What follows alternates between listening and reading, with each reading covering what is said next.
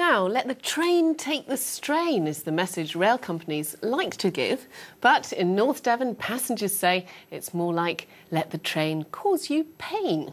Since December, First Great Western has been running 30-year-old commuter trains on the Tarka line. Travellers, though, say they're awful and even make them feel ill. Seth Conway has been aboard. 2 returns to Crediton, please. Barnstaple is the starting station of the Tarka line, but passengers want to shunt these Class 142 trains into the sidings permanently. Regular travellers like Ben Giblett have had bad experiences. The driver said there were some bolts falling off or something, the brakes weren't working, so we were coming from Central, the 4:30 from Central. And we all had to get off at St David's and they had to bring another carriage and we all had to get on that. And clearly the reliability on these models just isn't there. Gaps in doors let in the cold and the shaking trains cause motion sickness. I don't really like them. I was a bit shocked when we were first given them. They're a bit rickety-rackety. They can be quite cold at times and generally quite dirty. This particular train is the cleanest train I've been on this line. Did they know you were coming? They did, but all credit to First Great Western for letting us travel on the controversial 142 class.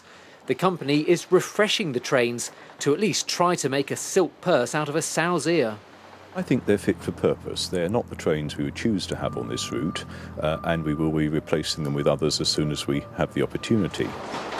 First Great Western say this is nothing to do with them, it's not their fault. The government now allocates rolling stock and has decided that the need for our other trains is greater elsewhere and that this is the best that we can be offered. I don't think that's good enough. I'm pressing the government very hard on that.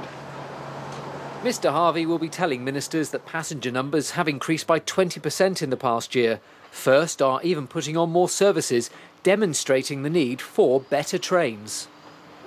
Well, there's no doubt this is certainly a very bumpy ride and the condition of this train is pretty shabby.